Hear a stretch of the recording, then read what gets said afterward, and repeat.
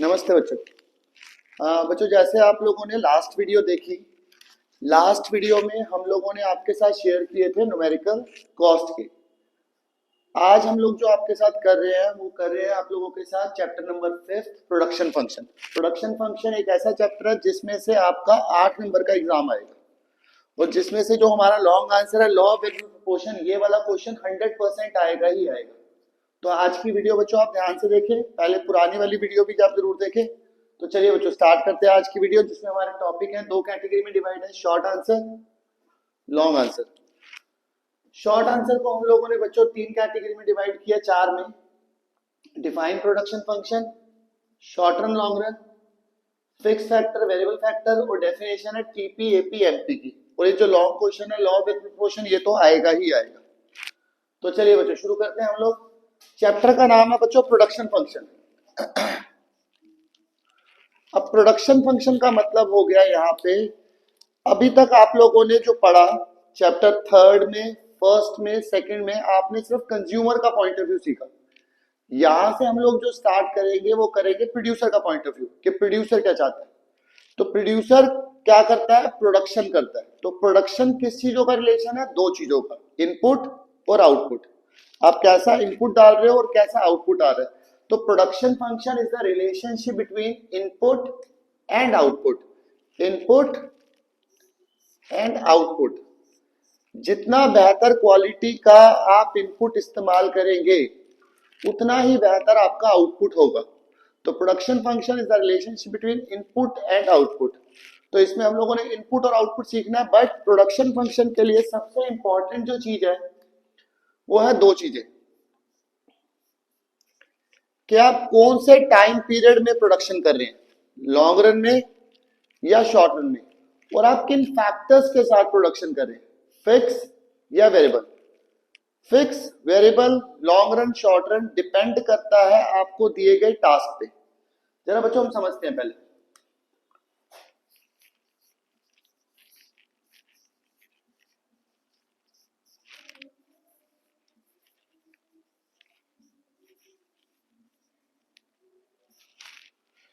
Long run, short run, और इसके अंदर से हम लोग अभी 2 चीजें निकालते हैं,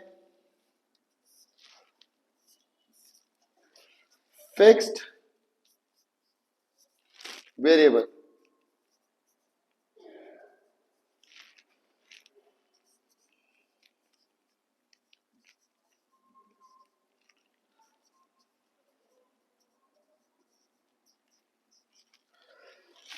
चलिए बच्चों जरा ध्यान समझते हैं। हमारे पास काम करने के 2 फैक्टर होते हैं, 2 टाइम पीरियड होते हैं बेटा, लॉन्ग रन और शॉर्ट रन। लॉन्ग रन का मतलब हुआ एक ऐसा टाइम पीरियड जिसके अंदर मैं अपनी कंफर्ट के हिसाब से सब कुछ बदल सकता हूं। एक पहले एग्जांपल समझते हैं। आज हमारे पास 6 फरवरी है, 6 फरवरी, और आपका जो एग्जाम है वो है 15 फरवरी को। इसका मतलब आप लोगों के पास या मेरे पास जो टाइम है वो एक लिमिटेड टाइम है, शॉर्ट रन है। अब शॉर्ट रन में हम लोगों के पास क्या टास्क है कि हमने सिलेबस भी करना है और हम लोगों ने उसकी रिवीजन भी करनी है। तो हमको कम टाइम पीरियड में सारा काम करना था। तो जब हमको शॉर्ट रन में काम करना था तो हमारे पास 2 फैक्टर थे, फिक्स्ड और वेरिएबल। जब आप शॉर्ट रन में काम करेंगे तो आप क्या करते हैं, फिक्स फैक्टर को कांस्टेंट रखेंगे। फिक्स फैक्टर को हम लोग क्या रखेंगे, सेम। और वेरिएबल में हम लोग क्या करेंगे बच्चों, चेंज। मतलब जरा समझते हैं कि अगर आपके पास शॉर्ट रन है तो आप रोज रोज टीचर नहीं बदल सकते या रोज रोज टेक्नोलॉजी। हम लोग क्या कर सकते हैं कि आपने एक आदमी पे विश्वास किया, जैसे मेरे को आपने माना, तो मैं एक फिक्स फैक्टर हो गया, इसको आप कांस्टेंट रखेंगे कि हम लोगों ने वीडियो देखनी है या हम लोगों ने किताबों से पढ़ना है, तो हम लोगों ने एक फैक्टर पहले डिसाइड किया जो फिक्स फैक्टर है, जिसको हमने कांस्टेंट माना। दूसरा factor variable, number of hours. जैसे कि अगर मेरे को कोई बच्चा आके फिजिकल क्लासेस के लिए बोले कि भैया कि मेरे को 10 दिन में पूरा सिलेबस खत्म करना है, तो उसने मुझे टाइम क्या दिया, शॉर्ट रन। तो मैं क्या करूंगा, खुद को कांस्टेंट रखूंगा, नंबर ऑफ आवर इंक्रीज कर दूंगा। जैसे अगर मैं उसको नॉर्मल बैच में हफ्ते में 3 दिन क्लास ले रहा हूं तो उसके साथ मैंने डेली 2 घंटे का सेशन रखा, उसमें भी हो सकता है हम और भी ज्यादा इंक्रीज कर ले, तो हमारा प्रोडक्शन चेंज हो जाएगा। बट अगर लॉन्ग रन है तो लॉन्ग रन में सभी फैक्टर प्रोडक्शन हमारे पास होते हैं वेरिएबल। मैं फिक्स को भी चेंज कर सकता हूं और मैं वेरिएबल को भी चेंज कर सकता हूं। इसका मतलब अगर आपके पास लॉन्ग रन है, पूरा साल है और सिलेबस खत्म करना है, तो आप टीचर भी बदल सकते हैं और नंबर ऑफ आवर्स भी, कभी एक की जगह 2 घंटे पढ़ लिया तो कभी ऐसा दिन हुआ जब आपने पढ़ा ही नहीं। तो in the long run all factor production are variable. He can change fixed as well as variable factor production. But when a producer working in a short run, he can keep fixed factor constant and he can change only one variable input so that the production can change in the possible manner. दोबारा समझे बच्चों, ये short run के 6 number का question बनेगा ही बनेगा। Short run production function, short run production function जो हम आगे जाके पढ़ेंगे 9 में question. Short run production means a producer working in a short run to increase the level of production he has two alternative options, fixed and variable, and to change the production he can change only variable factor and kept fixed factor, sorry, he can change only variable factor and kept fixed factor constant so that production can change in the possible manner. अगर मैं आपको long run short run के बारे में बताऊं या fix factor, तो fix factor एक ऐसा फैक्टर हुआ जो चेंज होगा कब, शॉर्ट रन में। लॉन्ग रन में भी चेंज होगा, बट जो वेरिएबल फैक्टर ऑफ प्रोडक्शन है वो केवल लॉन्ग रन हो या शॉर्ट रन हो, शॉर्ट रन के अंदर तो चेंज होगा ही नहीं। और अगर आपके पास लॉन्ग रन है तो वेरिएबल फैक्टर भी चेंज हो सकता है। It means variable factor can be change in the long run but does not change in the short run. But अगर आपके पास फिक्स फैक्टर की बात की जाए तो फिक्स फैक्टर आपके पास लॉन्ग रन में भी चेंज हो सकता है और शॉर्ट रन में भी चेंज हो सकता है। तो ये हमारे पास बेटा लॉन्ग रन शॉर्ट रन हुआ, फिक्स फैक्टर वेरिएबल फैक्टर हुआ। अब जो उससे भी ज्यादा एक हमारे पास जो टॉपिक है, इसमें हमने पढ़ना है टीपी, एपी, एमपी, तीनों की definition. TP stand for total product, जो आपने टोटल प्रोडक्शन की। एवरेज, अगर हम पर यूनिट टोटल प्रोडक्ट निकालेंगे that is your average product. And marginal product means the change in the total product because of using an additional unit of output is called marginal product. Total product आपका total output हो गया, the per unit total product is average product and the change in the total product because of using an additional unit of output is your marginal product. तो ये तीनों की definition आप लोग learn करेंगे, इन दोनों का आप लोग difference करेंगे। बुक में मैंने रेफरेंस के लिए आपको बता रखा है, पेज नंबर 5.3 और 5.4, ये आप लोगों ने डिफरेंस पढ़ना है। लॉन्ग रन वो टाइम पीरियड हुआ जिसमें आपको दिया गया टास्क आप इजीली कर सकते हैं। लॉन्ग रन में आप फिक्स फैक्टर को भी बदल सकते हैं, लॉन्ग रन में आप वेरिएबल फैक्टर को भी बदल सकते हैं। बट शॉर्ट रन वो फैक्टर हुआ जिसमें आपको दिए गए टास्क को करने में आपको दिक्कत हो रही है, आप फिक्स फैक्टर को रखें, फिक्स फैक्टर में चेंज करेंगे, वेरिएबल फैक्टर को आप लोग क्या करेंगे, सॉरी, फिक्स फैक्टर को आप लोग फिक्स रखेंगे जैसे कि टीचर, और वेरिएबल फैक्टर के अंदर आप लोग चेंज करेंगे जैसे कि नंबर ऑफ आवर्स, तो प्रोडक्शन चेंज होगा। तो ये बच्चों शॉर्ट आंसर थे। अब जो सबसे इंपॉर्टेंट क्वेश्चन जो समझ लो 100% छप चुका है पेपर में, वो है लॉ ऑफ वेरिएबल प्रोपोर्शन। इसको हम लोग रिटर्न्स टू फैक्टर भी कहते हैं और शॉर्ट रन प्रोडक्शन फंक्शन भी कहते हैं। तो जरा ध्यान से समझना बच्चों, शॉर्ट रन, तो अभी हम लोगों ने बात करी कि अगर मैं काम कर रहा हूँ शॉर्ट रन में तो मेरे पास दो फैक्टर ऑफ प्रोडक्शन होंगे, फिक्स और वेरिएबल। मैंने यहाँ पे एग्जाम्पल में दो चीजें मानी, लैंड और लेबर। लैंड कैसा फैक्टर ऑफ प्रोडक्शन होगा बेटा, फिक्स, कुछ भी हो जाए वो तो सेम रहेगा ही रहेगा। और लेबर कैसा फैक्टर ऑफ प्रोडक्शन हो गया, वेरिएबल, कि मैं अपनी जमीन पे, तो मैंने यहाँ पे माना कि मेरे पास 5 एकड़ लैंड है, वो कौन सा फैक्टर हो गया, फिक्स फैक्टर। जिसपे मैं लेबर लगा रहा हूं तो लेबर कौन सा फैक्टर हो गया बच्चों, वेरिएबल। तो अब जरा समझते हैं बेटा, जो प्रोडक्शन 3 फेजेस में चेंज होगा, फर्स्ट, सेकंड और थर्ड, तो जरा समझते हैं क्या बेटा। पहले हम स्टार्ट कैसे करेंगे, according to the law of proportion, when a producer working in a short run, when a producer working in a short run, he has two factor of production, fixed and variable, fixed and variable, and to change the level of production he can change only